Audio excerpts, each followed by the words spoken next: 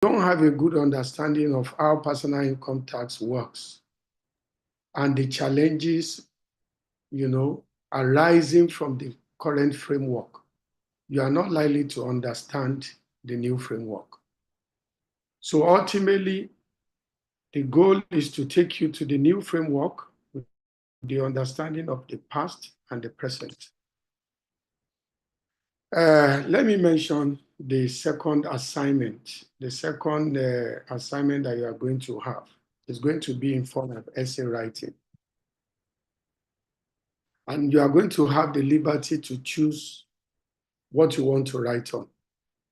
So as I'm teaching you, if there's anything that is of interest to you, note it, craft a topic around it. We are going to ask you to share your topic at some point and then give you a timeline within which to submit.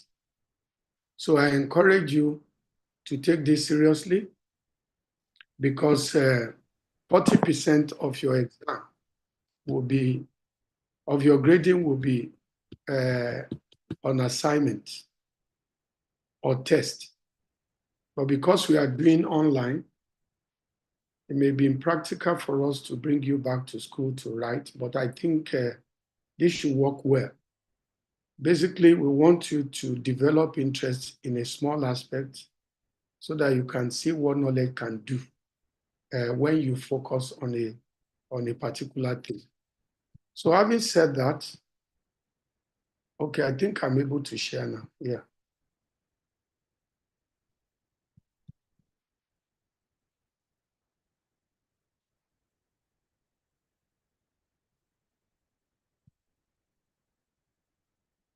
I guess you can see the screen now. Let me enlarge it.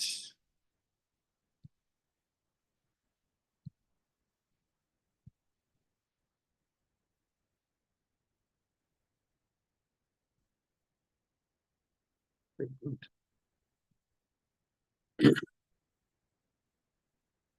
So we are looking at taxation of income of individual. You have seen the definition of individuals. Okay, it includes family, it includes community.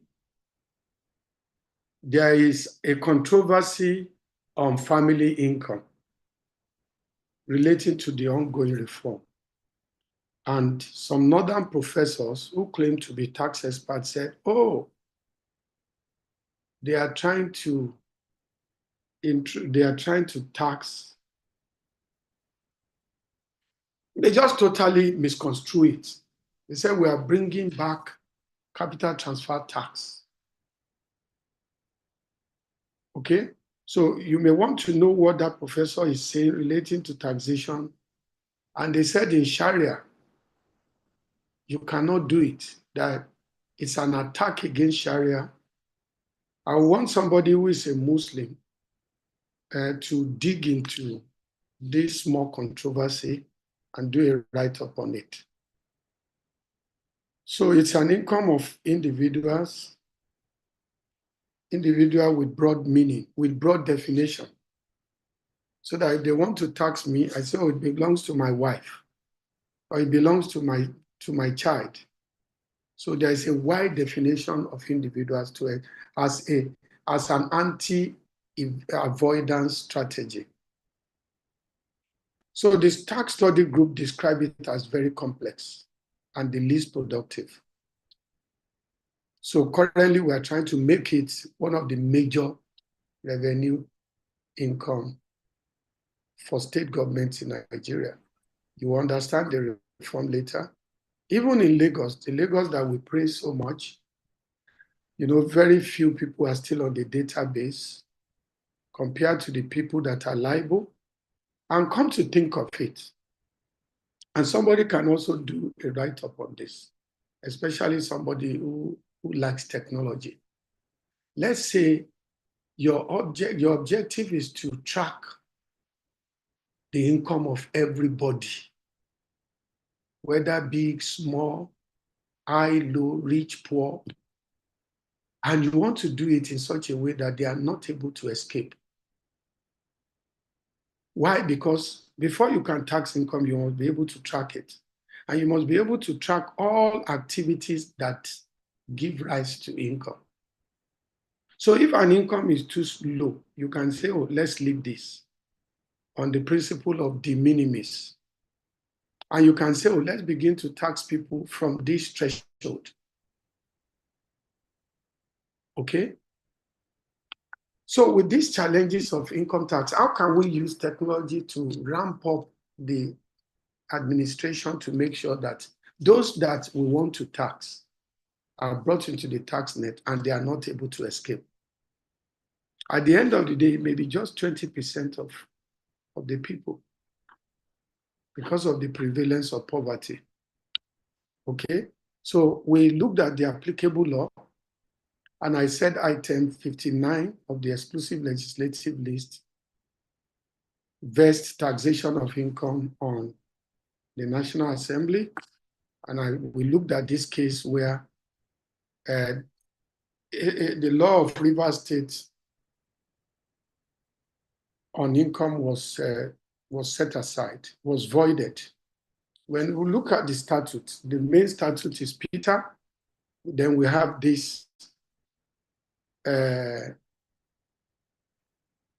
subsidiary legislation, and the last one is Withholding Tax Regulation 2024. So we look at the historical background. We said it used to be regional. Okay.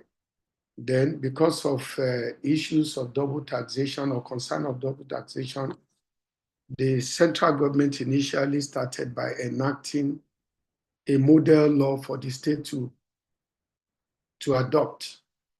Then by the time the military came, it was even the military government. They recognized the individuality of each state, their sovereignty of the region then. And they said, it is your power, but if you want to do it, follow this model. But by the time the military gained power, it then began to centralize personal income tax administration, began to unify the rates. Should income tax be the same across board? People who live in the cities and enjoy all the infrastructure, should they pay the same rates with people who live in the back stage? Should income tax be centralized at all? Okay, if that resonates with somebody, you want to look at it further, because right now, the reform we are doing now is centralized. And you can see all the debates, all the arguments, some states saying no, and then stalling the whole process. If it's a question of a state having plenary power on its tax or taxes, if a state decides to reform its tax system, so be it. Should such a state be constrained by the policy choices of others? So these are some of the issues, So eventually, federal government, the military government centralized. And in 1993, we have Peter. And then despite Peter, we continue to, despite item 59 on the exclusive legislative list, we continue to rely on the regional law until Peter in 1993. Okay? So after that, there was a tax reform, which then culminated in the Personal Income Tax Amendment Act, which is Peter. And I said, some people fall into the error of referring to Personal Income Tax Act as a 2011 act. And I said, no. It is still Personal Income Tax Act, P8, as amended. We have amended the Constitution about 3 or 4 times. You don't refer to the Constitution of the Federal Republic of Nigeria, 1999, by the amending act.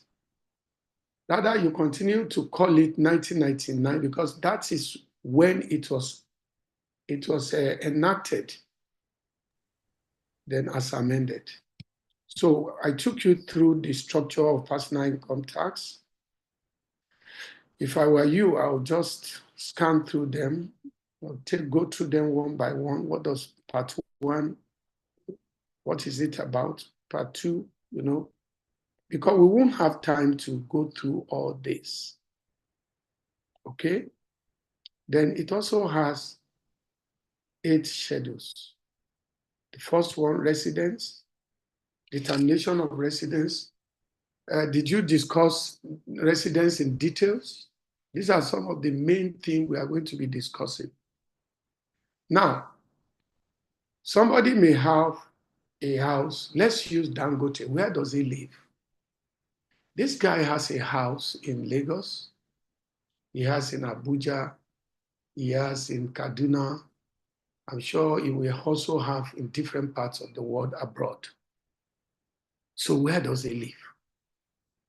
Compare it to that of one person who is a peasant or who is a civil servant and has only one. You understand? So when we have a situation where tax is paid to the state where somebody is resident, there may be issue relating to where somebody is resident, especially the expatriates. Okay? We have people who live in Lagos, who fly to the Niger Delta region every day. Some come back daily, some come back every weekend. So where are they resident? Then if you have a system where tax is also paid to the state of residence, what about where they work? The equity dimension. Okay? So this is an area where somebody may also want to write. So you now focus on the second schedule and the issue arising. And then you begin to look at the current reform, whether the current reform has captured the concern arising from your observation. Okay, we look at income of settlement, trust, estates. Some of you, okay, trust is even a compulsory cost, equity and trust. I want you to pay very good attention to it because trust is an instrument of estate planning and even tax planning. So we have this elaborate provision, because people tend to use trust to evade tax or avoid tax. So this provision is crafted in such a way that irrespective of what you do with trust, you'll still be liable.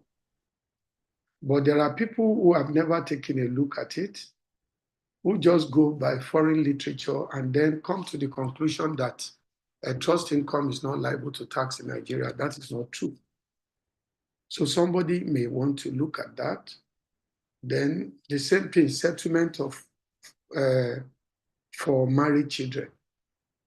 If I have 10 billion and I say, well, I don't know how tomorrow will be, I'm putting half of it, I'm settling out of it. Settlement is you are dedicating, you are earmarking it for them.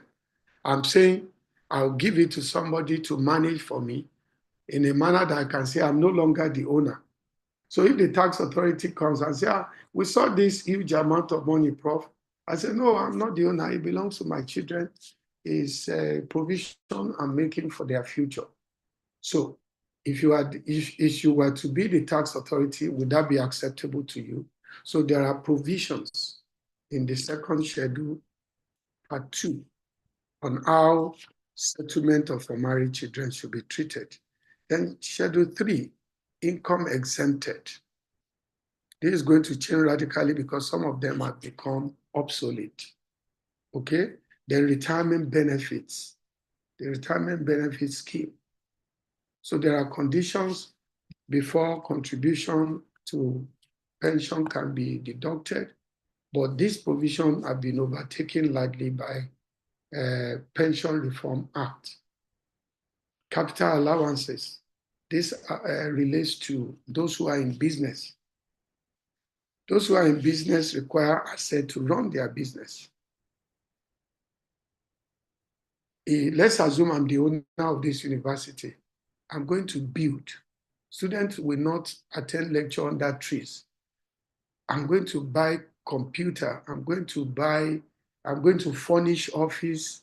I'm going to beautify the environment and so many things. In business, there's what you call capital expenditure, CapEx,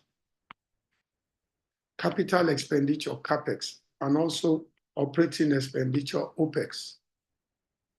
When businesses incur capital expenditure, the tax law gives certain reliefs, mainly in form of capital allowance. And the whole idea is to let them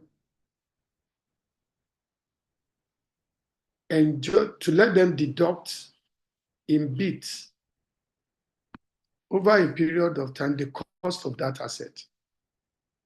So if I build a building for 1 billion, the tax law over 5 years will say, okay, because you built this building, we know it's going to lead to profitability, it's going to help your business. We will allow you to deduct this 1 billion from your income over a period of 5 years. So it's as if government is partly subsidizing or funding that project. So this is a huge benefit, for businesses. And this is also where a lot of businesses hide so many things. So if you want to do a write-up on that, Sheyi, please be noting all the things that I'm saying people may want to do something on. So be noting them so that at the end of the day, I want to know those who have volunteered to do what, so that we can guide them on how to go further. Then double taxation agreements.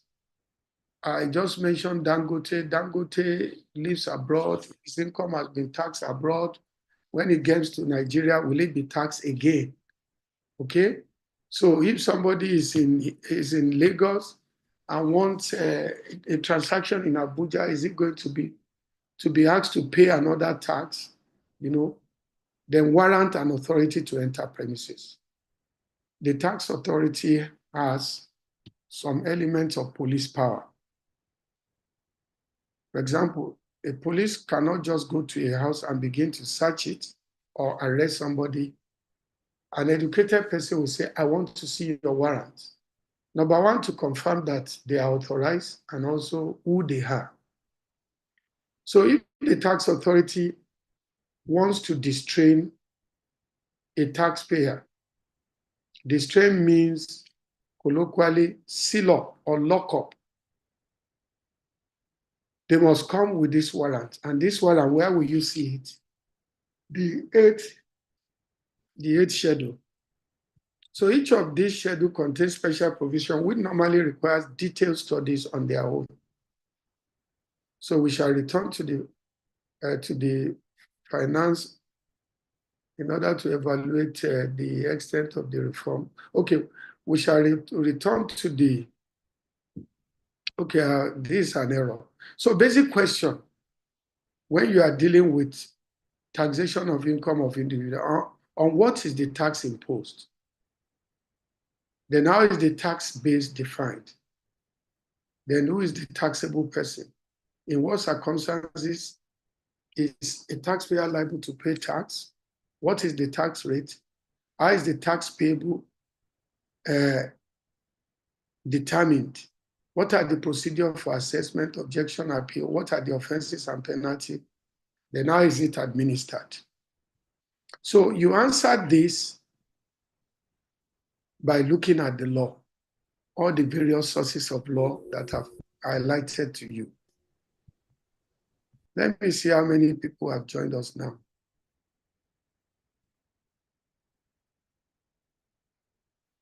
We have 99 of you. Those who are just joining, in your own interest, please come early next time. Don't play with your future. What does it take to log on? You are not taking a bus. You are not. You don't need fuel. All you need is data. So why should it take almost 30 minutes before you join a class? It shows you lack focus. And I sympathize with you, honestly. So don't make sure that this does not happen again. And I'm saying this in your own interest. So administration. So let me quickly go to, I'm just going to skim through this.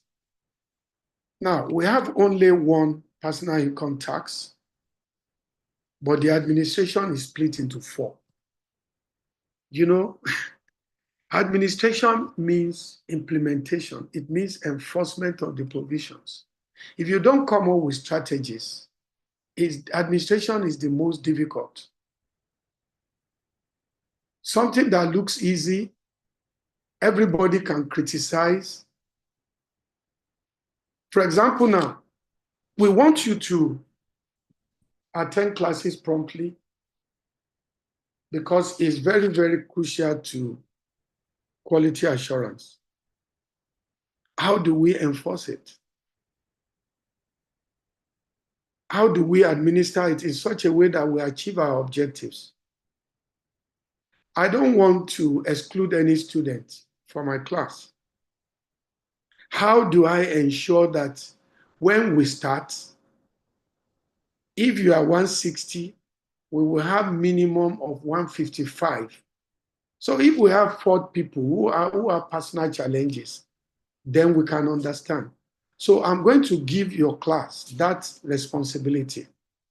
Help us design how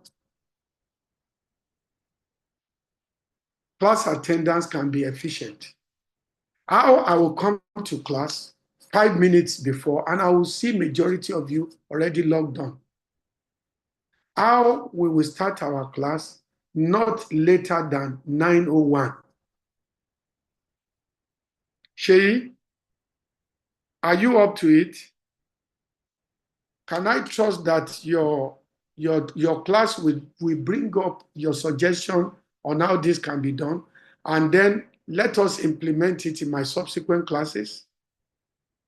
Can I trust that your class will get back to me over the weekend on how to implement so that you can understand what administration means? In my physical class, I'm going to say that, please put off your phone. If your phone rings, I'm going to seize it. Before I finish, somebody's phone will ring. Oh, I will say, okay, I forgive you. No problem. Everybody bring. You see that no matter what I do, no matter how much I try, there will still be violators. And when we say, oh, don't beg, you know, we all made this rule together. People will come and be crying. People will send their parents, they will send colleagues and all that. So I want you to understand the nuances of administration and for you to understand the challenges. So that before you criticize, you also take into account the complexity of human beings that we are dealing with in the society. So tax administrators now decided to break administration into 4. Direct assessment relates to those who are in trade and business. Pay as you earn relates to people like us who are employees. Withholding tax relates to those who are investing. Then presumptive tax relates to those who are in the formal sector.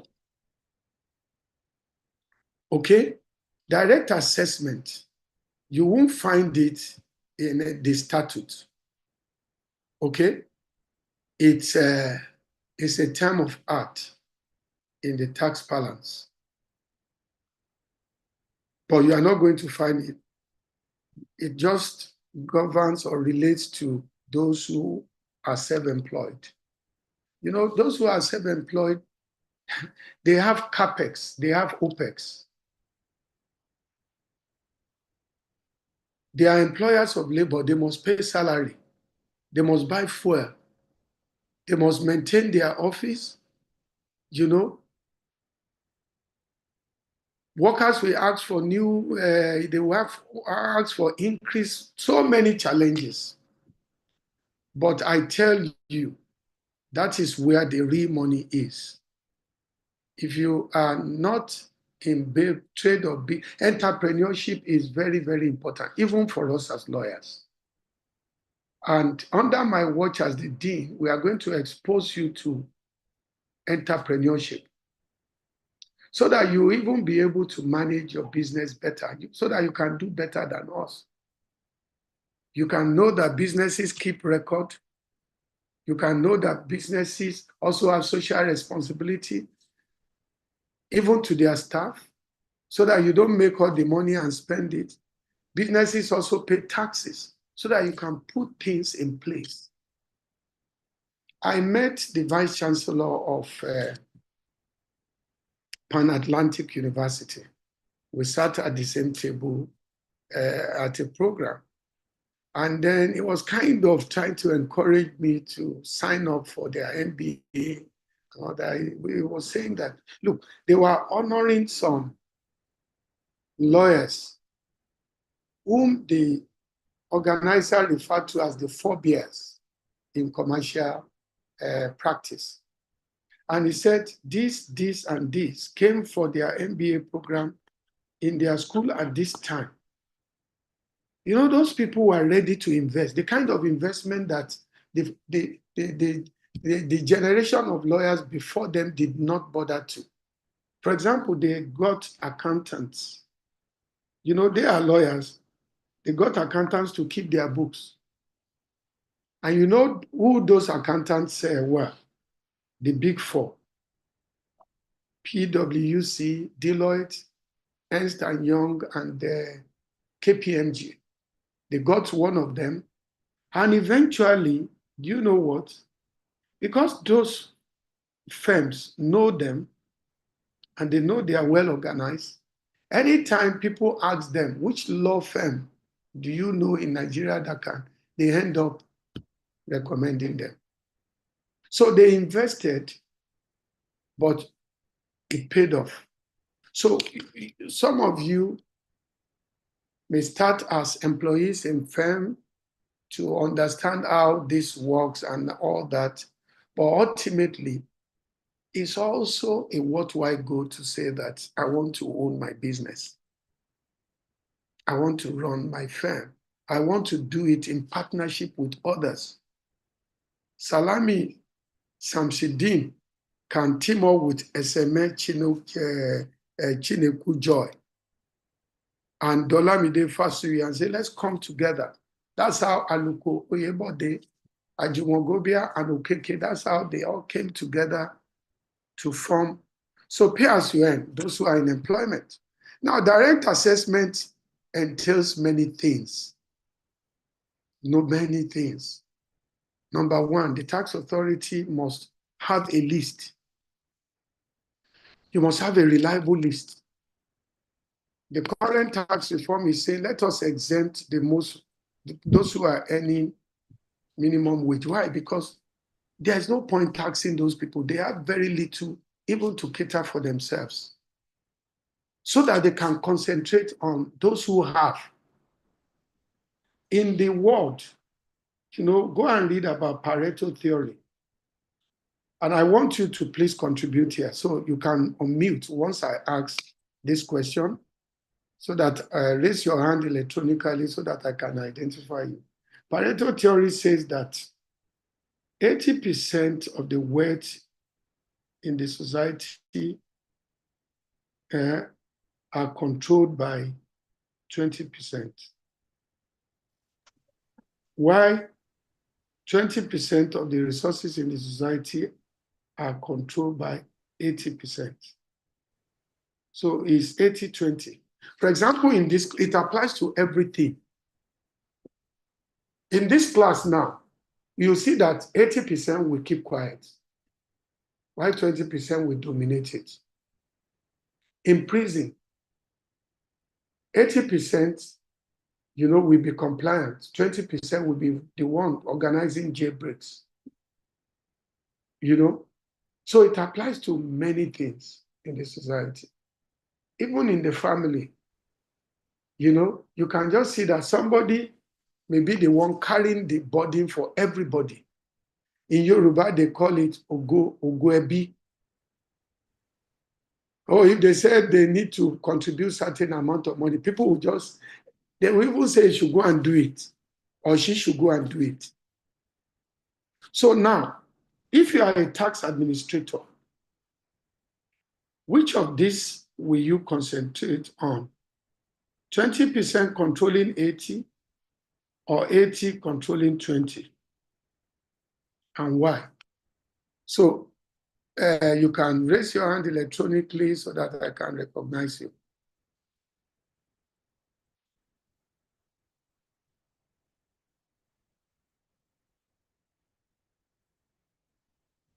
Can you people hear me?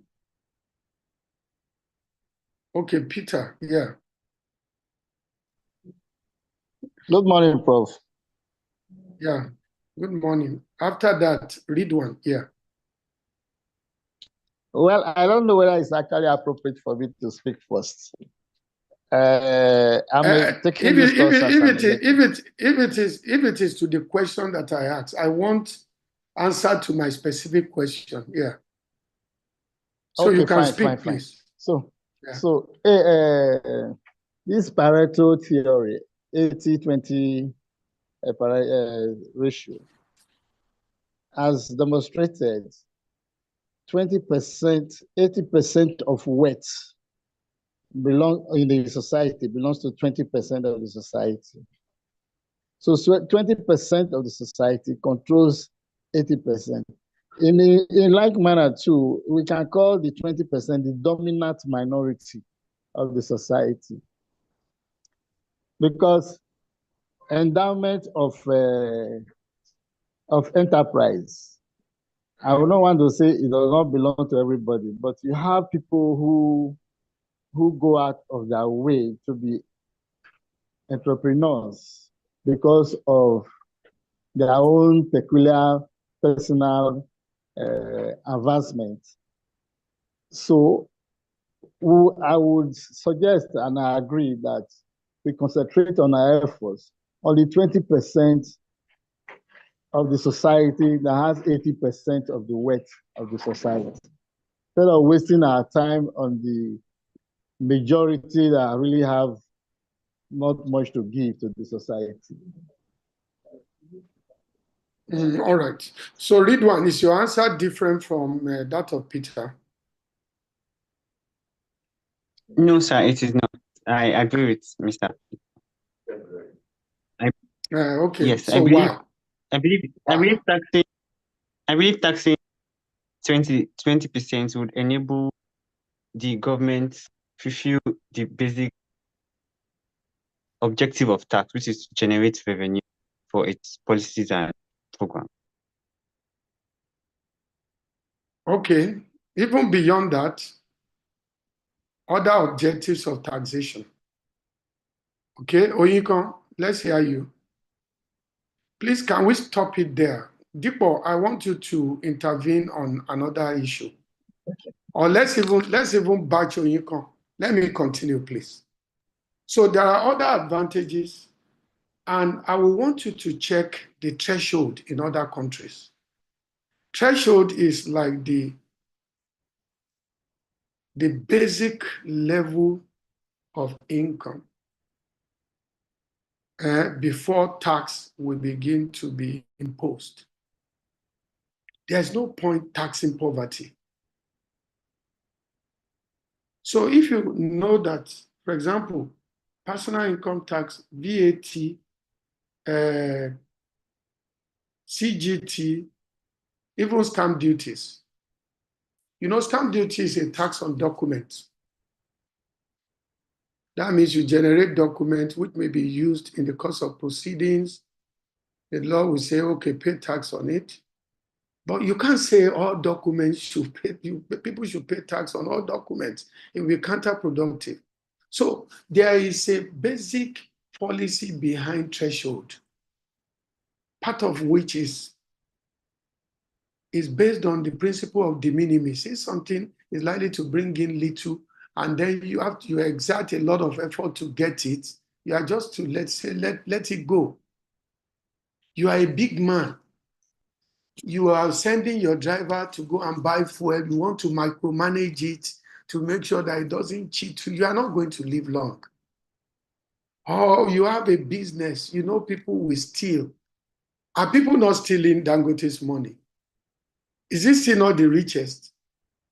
There will be fraud. There will be this, but you must just know that, okay, plus or minus, you know. So I'm happy you get that. Will it surprise you to know that the tax system currently is focusing on the 80%, while the 20% is are able to escape tax? Why? Because the structure of our tax system. So if Dangote says, I'm not illegal, and I want you to look at this from the perspective of JB Daudu and FRS. Have I mentioned that case to you before? JB Daudu and FRS. JB Daudu made a lot of money from a transaction. The tax authority got to know, and then FRS now, EFCC now pursued him. FRS now served him an assessment. So number one, you begin to say that, look, EFCC has no power relating to taxation. Then two, he said that FRS has no power over him because although he has an office in Abuja, he lives in Kaduna. He lives in Zaria, and he was able to get Kaduna Revenue Authority to support him, to say, oh, he's our resident, he pays tax to us. So you see that the structure of our tax, I want somebody to look at the structure of the personal income tax, and I also want somebody to look at all these arguments relating to, the focus, the threshold in personal income tax, and then the focus under the tax reform bills. So this is what happens in personal income tax, because the object is to tax income, the global income. So if you live in Lagos, Lagos will have authority to tax your global income. If you make money abroad, okay? But the question is, how will they know? Lagos has no power to enter into international agreements. Without agreement with other states, Lagos will not know the income that its residents may be earning in other states. So you see that this calls for collaboration. And this is part of the reason why the new tax reform is saying, let us have a joint revenue board. Presently, we have a joint tax board. We have joint tax board, but the scope, the framework is very, very slim or very, very lean. So it has no power to do so many things that will actually help the member states and also the entire tax system. Okay? Then, after you have determined the aggregate income, issues may come. Oh, are you in trade? Are you in business? Because there are income that people may earn, and then they will argue that it's not a trading income. You must have heard about the case of Cape Brandy, Cape Brandy Syndicates, and IRC. A group of accountants who are members of a society started mixing drinks, and they discovered that the flavor was very good. So they started encasing them, selling them. So when they earn money, and the tax authority asked them to pay, they said, no, we didn't do this for profit. We are not doing business with it. There is a friendly society trying to, and they said, no, we have all the indices of trading in this your venture, so it is liable to tax under income tax. Okay? So issues always arise whether somebody is trading or not. That is why we have badges of trade. Badges of trade they are indices of trade. Now, traders advertise, traders invest, traders make profit, traders employ, traders promote. So there are so many badges. And in England, when they set up a royal commission to look at this, because everybody will always say, oh, it's not a trading income. Let me give you an example.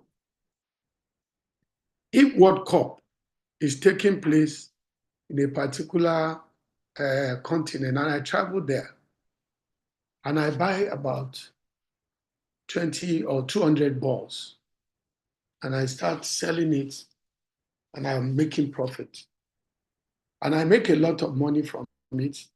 Have I traded? If they come and say, oh, I'm the dean of law, no, are you suggesting that I'm now selling football?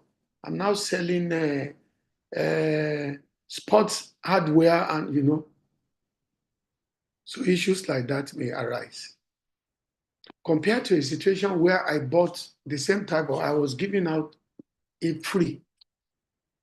Look at a church or an NGO that has a hall that is letting it.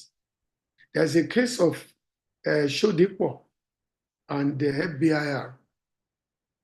So the Methodist Church has a property in Lagos Island called Wesley House, and it was earning rent from it. The tax authority asked the Methodist Church to pay tax on it, and then Methodist Church said, no, we are a charitable organization. We use what we get.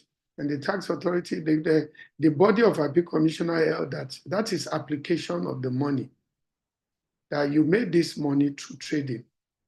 Those who are into property, this is exactly what they do. So look at schools. All these, some of you went to those schools where they charge 2 million per semester. Don't let me faint. Where they charge 2 million per semester. Some of you went there, and then they will claim that, look, they are not doing business. So what are the parameters of doing business? Somebody may want to look at that. Then also, if you make money from vocation, you like betting, and I know that some of you are betting. You like gambling. Gambling may have negative connotation. So the promoters of this trade, they are now calling it gaming. They are trying to rebrand it. They are trying to package it. They call it gaming. Okay? So somebody may want to look at different types of games, different types of sports that people put money on. So should tax authority collect money when you put 1 naira and you gain 1 million? So should tax authority tax that type of income? If you are very good into gaming or form of gaming, I want you to look at it and then look at how gaming income are taxed. Okay? Even those who are sex workers in some other countries, they recognize that they are doing legitimate business and that they must also contribute to the society. You take part in Big Brother Africa, you make a lot of money, So after aggregating all the income, you now deduct exempted income. Where will you find exempted income? Under the third schedule and the sixth schedule. Then deductible expenses. This is OPEX and CAPEX. OPEX, expenses, deductible expenses, money that you have to expend. Let's say a law firm, you have to at least pay salary, you have to clean your offices, you have to paint it, you have to do this, do that, buy stationaries, buy toiletries, buy this, buy that, buy fuel, you know. Taxpayer will want to deduct everything. We even want to lie about it. So that is why the tax law says you can only deduct when it is only exclusively, necessarily, and reasonably incurred. Each of these has a meaning. Okay, there is a debate among writers on whether the four mean two, and so on and so forth. And there are Supreme Court decisions on this in the case of Shell and FBIR, which all literature confirmed was wrong. But is it? You know, so the current tax reform is trying to intervene in this area by making it liberal and more an objective based. And then the basis is that, look, business people don't incur expenses without basis. We should not second guess their reason. For example, in America, out of about 1 million businesses, less than, remember again, Pareto theory, less than 5% may survive. Out of this 5%, you may have 10 that will now become unicorn. And when I say unicorn, they make income all over the world. So they encourage innovation, they encourage entrepreneurship, they encourage people to be audacious. There are loss. Once you can say, oh, I suffer loss. Look at the oil businesses. Some of them suffered losses for 20 years before they started winning oil. So there is when you hear that the current tax reform is more friendly, is more business friendly, this is a dimension to it. Okay? Then allowances. Capital allowance is very, very complex. So the reform is going to liberalize it. Then also losses. If a business person has made loss in previous years and he starts making profit in the current year, he will be allowed to relieve the losses of the previous year. So I want somebody to look at capital allowance, somebody to look at deductible expenses, somebody to look at exempt income, you know, somebody to look at gaming, all types of sports, somebody to look at badges of trade. Okay? I mentioned losses. Okay, when all these things have now been deducted, you also deduct exempt income. We used to have minimum tax. So if at the end of the day, there is nothing to tax, they will say, go and pay 1% of your gross income. So the issue is, on what basis are you going to tax somebody with no chargeable income? So minimum tax is also going to yield, it's going to give, it's going to go, because that means you are taxing capital. If I'm in trade and I do not make profit, I've kept proper record, and at the end of the day, you are saying I should pay tax whether or not I make profit. That means you are taxing my capital. And the president has said that he does not want people to tax. He does not want us to tax capital. Then consolidated relief allowance. I'm sure Dr. Bayemi has told you that it is 200 naira or 1% of gross income, whichever is higher, plus 20% of gross income. You must be able to calculate that. 1% of gross income plus 20% of gross income, that will be the allowance. And the whole essence of taking this out is to reduce the burden of income tax on the taxpayer. If I make 10 million and you tax the entire 10 million, my tax rate will increase. But if you say, I'm able to take 1% of 10 million plus 20% of 10 million, that means 21% will be tax-free, meaning that I will now pay tax on 79%. So the effect of reliefs are to lessen the tax burden, also to be fair to taxpayer, and also to give the tax system a human face. So the residue, which is chargeable income, is now subject to tax at this rate. The first 300, I know Dr. Bayemi has done this. And if somebody's chargeable income is 5 million, by the time you hear chargeable income, it means all the deductibles above had already been taken care of. So you don't need to deduct anything for that. Just subject it to first 300 at 7%, next 300 at 11, next 515, next 519, next 1.6 at 21, anything above 3.2 at 24. This band will change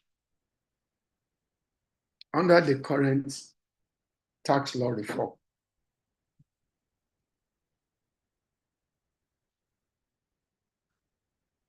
How many more minutes do I have? Okay, like 20 minutes. Okay. So now, after that, you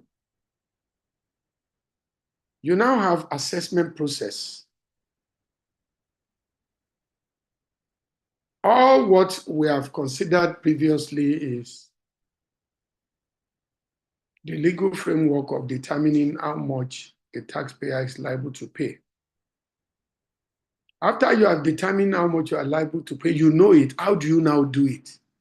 You do it by filling what we call, by filing return. Return is an official document where a taxpayer is supposed to declare all his income from all sources. When you travel and you're about to enter into the country, they'll say, do you have something to declare? Do you have nothing to, if you have nothing to declare, go. You have something to declare. You are carrying all those stuff that we carry when we are traveling. So you go there and say, this is it. They will check whether it meets the regulation of the, if it doesn't meet it, they will confiscate it, destroy it. So a taxpayer is supposed to disclose everything, failing which it is tax evasion. You can see the seriousness. If we enforce this, those who are making income among you, who have never filed a return, you're on the wrong side of the law, for which you can even go to jail. Okay? So businesses are supposed to keep their records. Then when they file, they are supposed to pay what by their own assessment is payable. This is what you call self-assessment. You know, because you know your circumstances, and there is also an assumption that you do the right thing. To what extent is this true? How many of you are doing the right thing? How many of us are doing the right thing? How valid is that assumption in Nigeria? You see, in some other countries, they have come to terms with the fact that people will not disclose everything.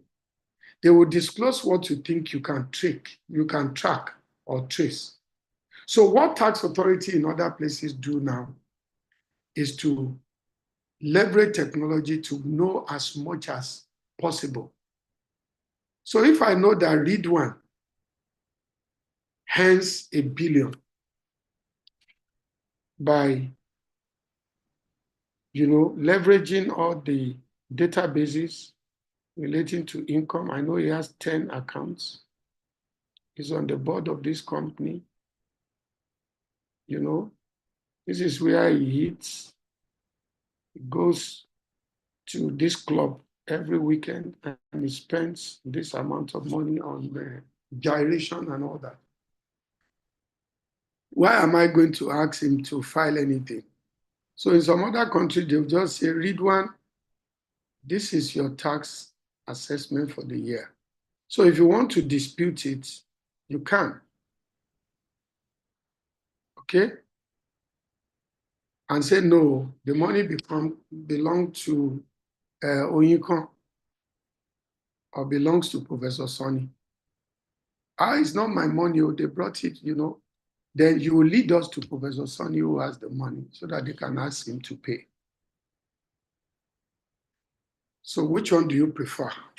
This one, self-assessment, or then whatever the taxpayer submit will be reviewed by the tax authority, and then they usually ask for more documents. They will ask, go and bring more documents, this and that, before they now either agree or give additional assessment. Okay? So tax authority may also assess. And where they request for information which you are not able to give, they can give you BOJ. BOJ, best of judgment assessment. There are rules relating to BOJ. Okay? There are rules relating to assessment. I want somebody to look at assessment, issues relating to assessment. I want somebody to look at best of judgment as a concept. Okay? Then, best of judgment kicks in where a taxpayer keeps no record and the tax authority is not able to determine the tax payable. So objectively, the tax authority look at the circumstances and then impose an amount. But there are rules relating to that. There are situations where the tax authority have imposed what the judiciary considers as arbitrary. Somebody paid 1 million last year. This year, you say you should go and pay 20 million. They said, look, you must have evidence that he has earned something so huge within this period for you to move from 1 to 20. So in levying best of judgment, tax authority must not be capricious or vindictive. There is a case that was handled by my firm on best of judgment. In that case, the tax authority, the judiciary wanted to whittle down the scope of best of judgment. It was a case against LIRS. I read it and I felt the judgment was wrong. And I reached out to the chairman. I said, if you don't fight this, it's not going to augur well for tax administration. They said we should go and fight it. We fought it and we won. I think it's the case of outsourcing. Outsourcing, LIRS versus outsourcing. LIRS versus, I asked you to consult a compendium of tax cases. If you open the book, you see not less than 30 cases on best of judgment. By the time you read it, you know how best of judgment works. Then after that, SBI will request for additional information. Okay, objection. The taxpayer can now object. Objection means the taxpayer is saying, I disagree. And there are rules also governing objection. I don't agree. I'm not liable to pay tax. I'm not resident in your state. I've paid my tax to other states. So there are various grounds on which a taxpayer can object. Somebody may want to look at it, various grounds on which people can object. They can say, the arithmetic is not correct. It can be that, oh, they are liable, but not to the extent. So you must give reasons. You are not supposed to, a taxpayer is not supposed to be abusive and then start saying, what are you people doing with the money? Since you've been collecting this money, what are you doing? You know? So,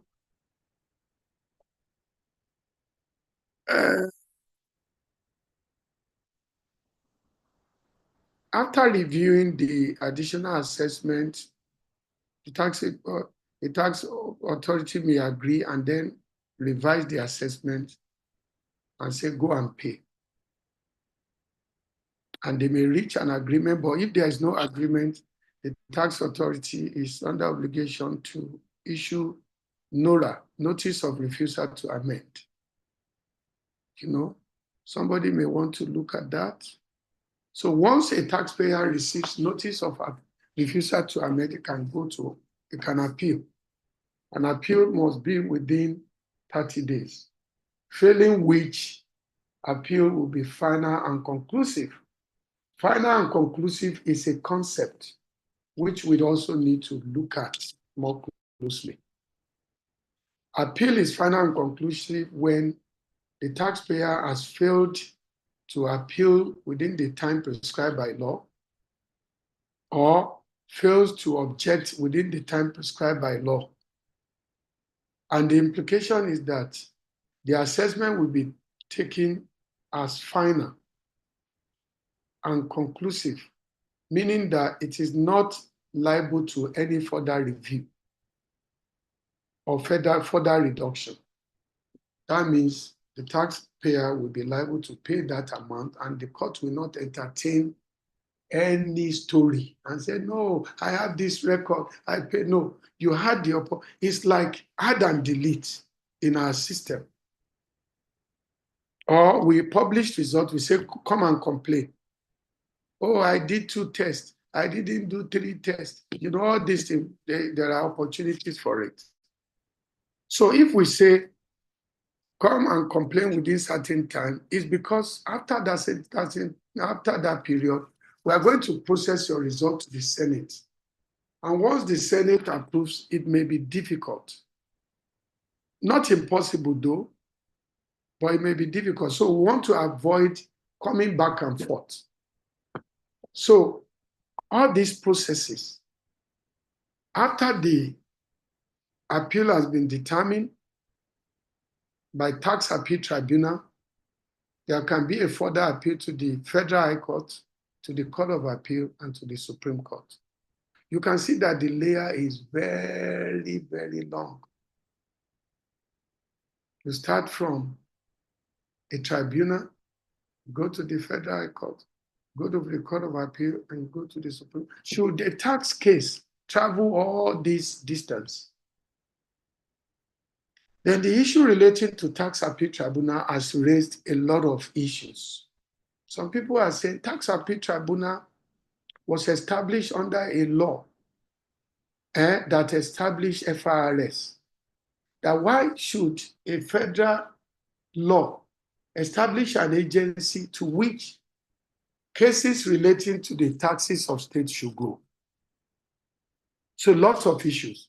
As a matter of fact, some state board of internal revenue had stopped going to TAT. There's also a case that my law firm handled, the case of Skybank and KWIRS,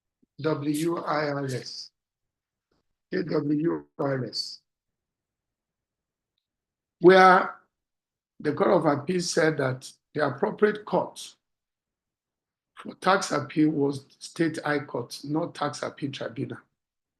So somebody may want to look at the issues around tax appeal and the jurisdiction of TAT. So right now, what the current tax reform is seeking to do is to reestablish Tax Appeal Tribunal under Joint Revenue Board Act bill. So they want to take it from FRS Establishment Act and take it to joint revenue. So does that solve the problem? The National Tax Reform 2016 recommended that there should be a tax cut. So what we are doing now, is it the best that can be done? So the person that is looking at that, we also, so let me pause and then take Deepo, and who has raised his hand at that time. So do we have any intervention at this stage?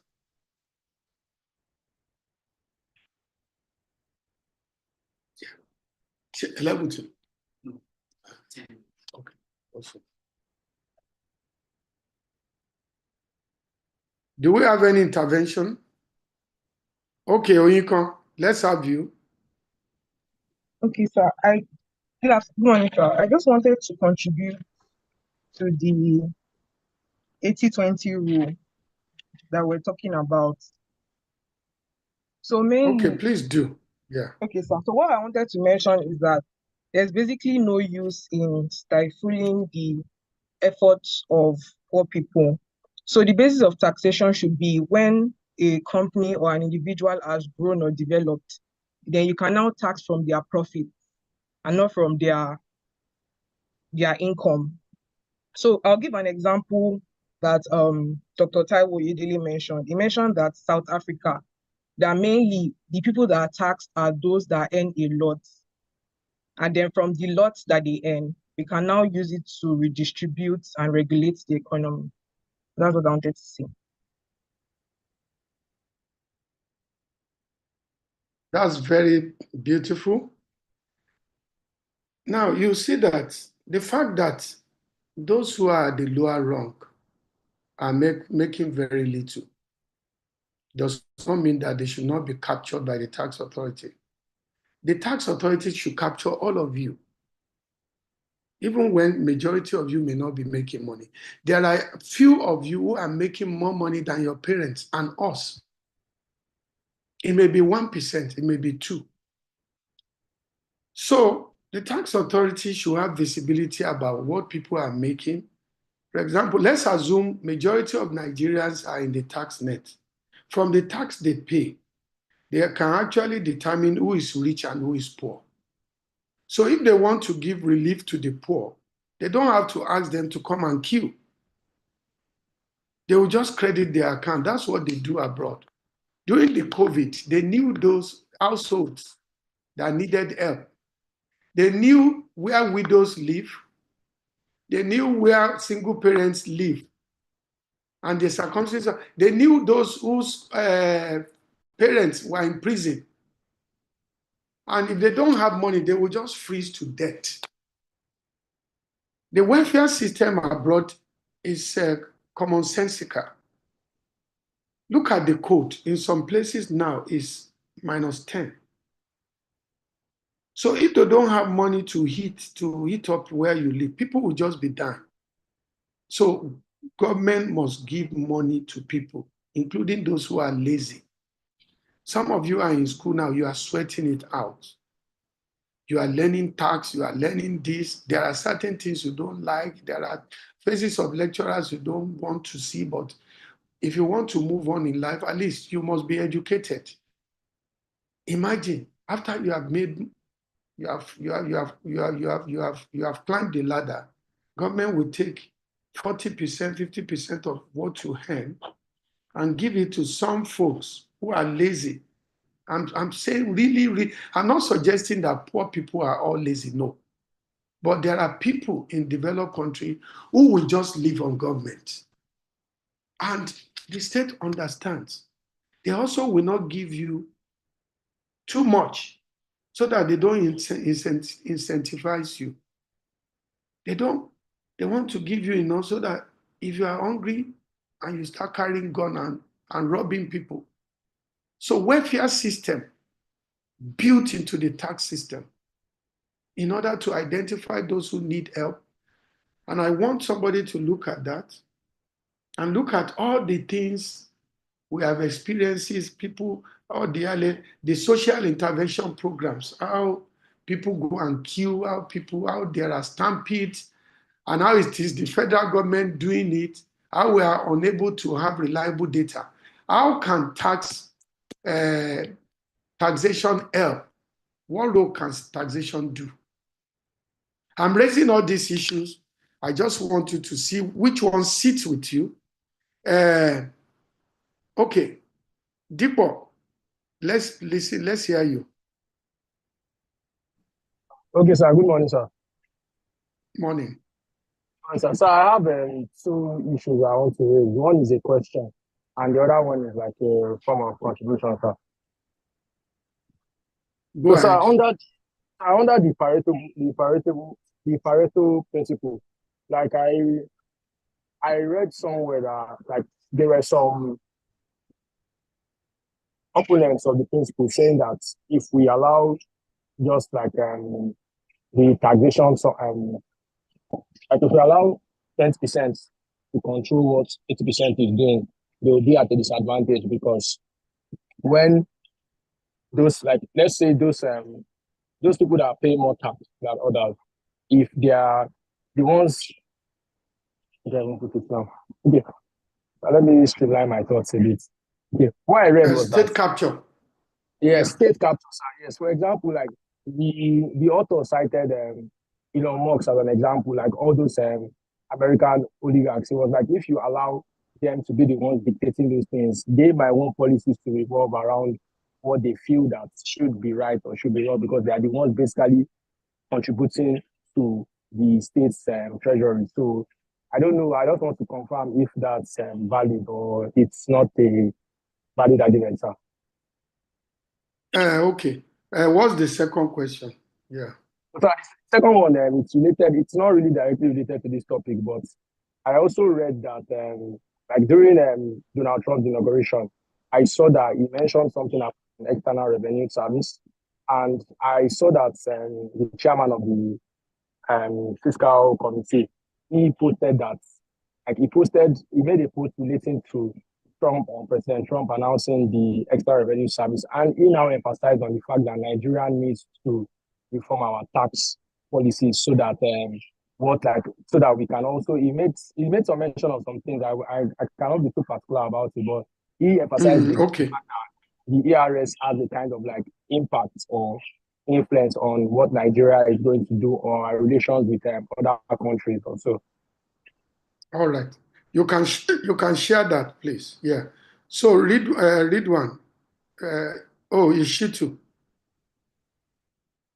Raimat, you have the floor. Good morning, sir. I just have a quick question. When you're talking about stage 10 and BOJ test of judgment assessment, there's a part in your material that was talking about how the tax authority can within 6 years issue an additional assessment. So I just wanted to understand how that was supposed to work if tax is supposed to be done annually. Excellent question. I'm so happy to hear that. So Raimat, let me start with you. Now,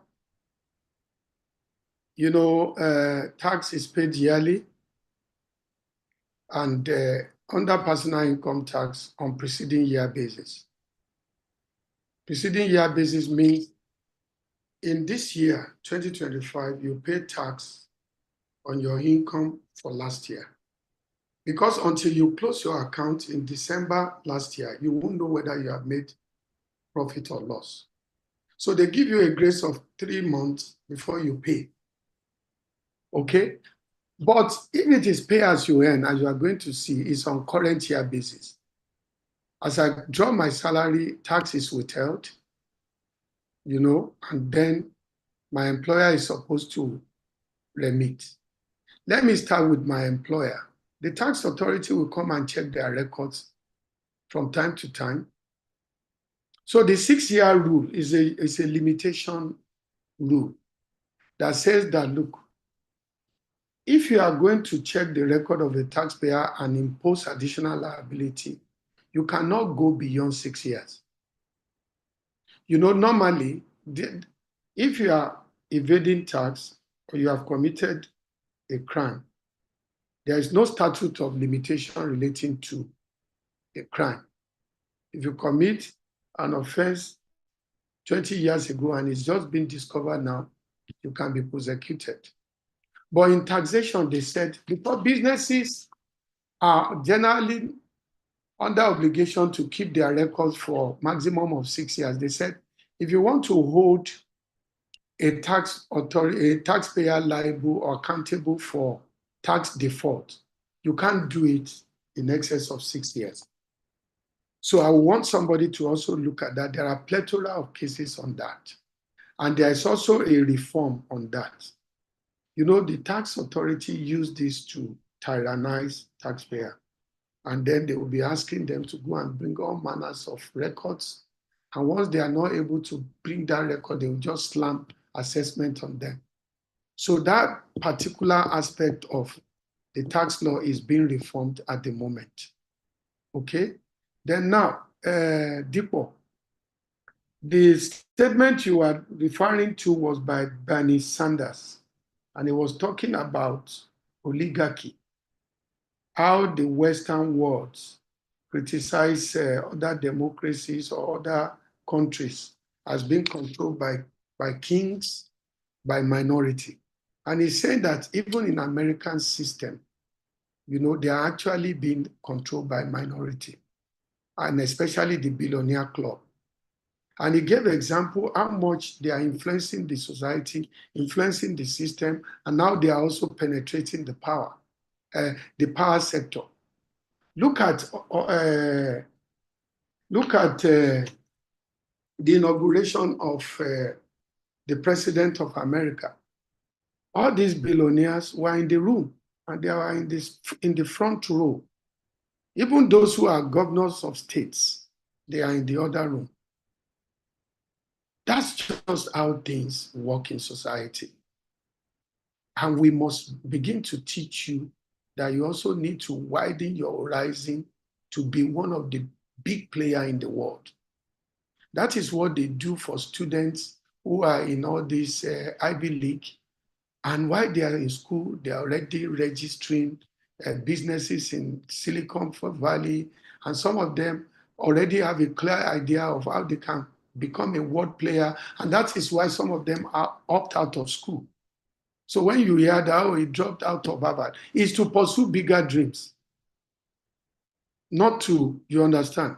So the reality in the world is that is how the world is structured. So I won't be able to take any further question. My time is up.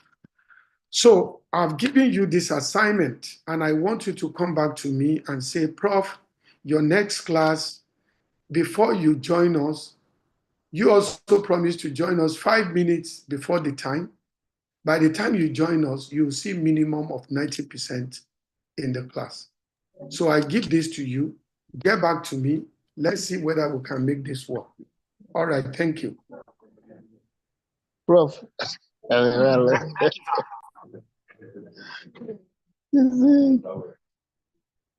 Shay. Yes, sir. Shay. Look, there is a practical problem. This class just stopped now 11. Hello. Mr. Sir, go on. Another class has since started, and the link has been shared. So for those of us who have been having class to class, we cannot join a class by leaving one class to go and join the other one. You understand what I'm saying? Yes, sir. Can we talk about this privately? Okay, we'll talk about it privately. Okay. Yes, sir.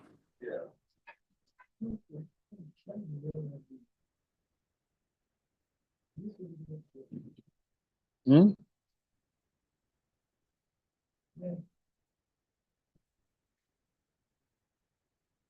You are doing industrial law now. Is the class on? So, huh? I think we are. Industrial law. We never stick enough. What is the meaning of this? We need to stick together.